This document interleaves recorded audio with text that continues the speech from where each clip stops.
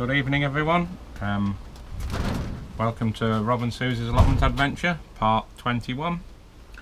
It's Sunday the 18th of August, and I've been told I've got to mix up my video, so I'm starting at the other end of the plot. Wow, shock, horror. We're starting in the Triffid room. Here we go. We've actually got some tomatoes, but that's the only sort of ripe one that's in here. I don't know what's happening this year. We're eventually getting some fruits, but they're not ripening very quick and they're pretty small. But hey ho, I'm watering and feeding and they'll get there. They'll get there. There are some. But we'll get there. It's just a bit of a late year. Oh, I forgot to say, sorry, the cucumbers as well, they're the same. Flowers galore. Not a single even baby cucumber yet. Hey ho. I'm sure they'll all come all at once. Right, we have been harvesting onions today.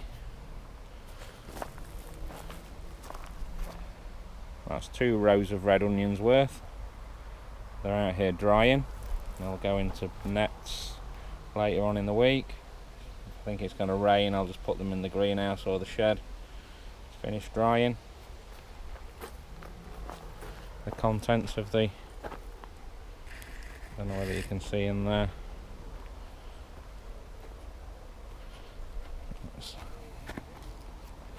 Let's stick you inside. The cauliflower and broccoli are doing okay. No sign of anything sort of edible yet, but they'll get there. No rush. It's not like we're going to get a frost, is it? And we have got the golden raspberries. You can see there. Oh, let me pull one. Golden raspberries. If you've never had them before, or if you've got an allotment yourself and you want to put some fruit in, go for golden raspberries. They are delicious. I'm not a big fan of normal raspberries, but they are spot on. So much sweeter than normal raspberries, I think. Right, this is the rest of the bed. This is what your onions want to look like. All the tops have all dried, gone over. You can see, oh, that one, look, they just fall out themselves. They don't need anything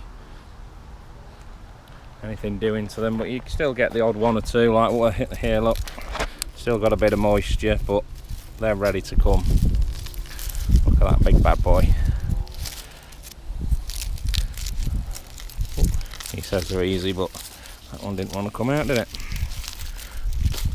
But if you just lay them, preferable if you lay them upside down, but if you just lay them on somewhere dry, that's going to stay dry for 2 or 3 days, let all the moisture go out, and the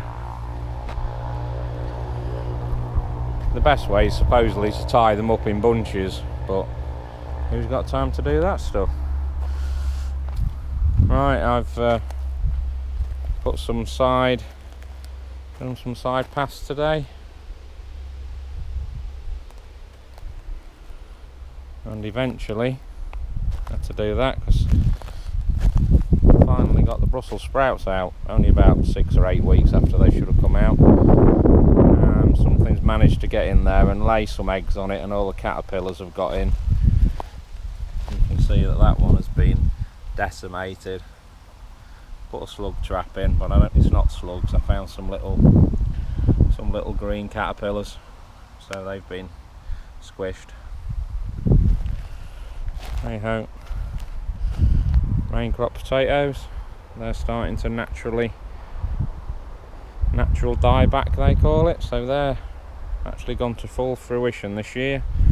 Fingers crossed. I'm not going to mention the B word. I don't want to jinx it. The dwarf green beans are looking good. They're a couple of days. I've already harvested a few. Suzi did some last weekend. I've taken a few off today. And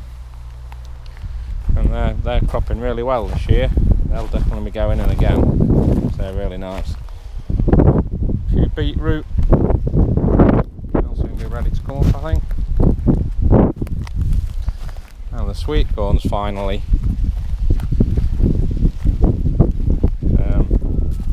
pollinated itself. You can see when these go brown, that's when they've all been pollinated by this stuff above. If you can see this, see the stuff coming off, that's the male bit and that's the female bit. All that's got to be dark brown, and then inside there all the kernels should be nice and yellow. But this variety hopefully should be going in again, because it's given me multiple cobs per plant, which last year's didn't. The wind's not too strong. It's a bit blustery out here. But you can see here, the climbing beans are finally doing the business. That's the name of the game, is to get them to grow up. The courgettes, they've been cropping nicely. You can harvest them when they're that size. You can put my hand against them, so that's probably 5 or 6 inches. You can take them when they're small like that, but I've been getting them so they're about twice the width of that. So if you just leave them a day too long, they go massive. They turn into a...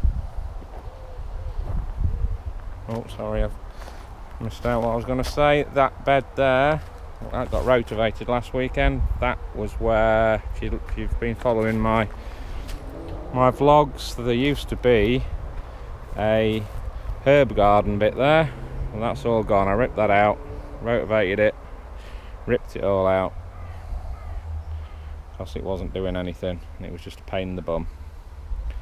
And I also rotivated that side. I'm not a big fan of rotivating stuff. I don't think it does the soil a huge amount of good. But it's like concrete up here when it gets dry. So this little bit at the end, just before you get to the wildlife area, that's going to be next year obviously. That's going to be a cut flowers area, I hope. There's a wildlife area this side. You should be good for the goldfinches and stuff. And we'll finish where we usually start, with a pond. I'm sure lots of stuff is coming down here when there's nobody on to have a drink. I've got plenty of perches for the birds to come and have a drink.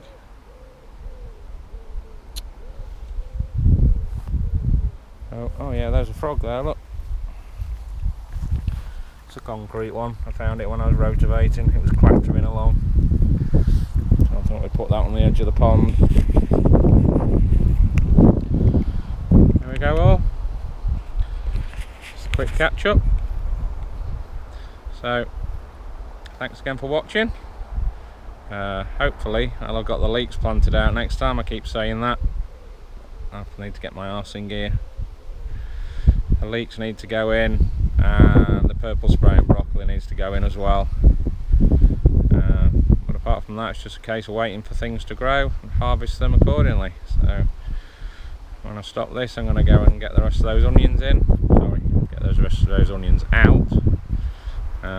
Might put them in the shed. I don't know if it's gonna. Got a buzzard going overhead.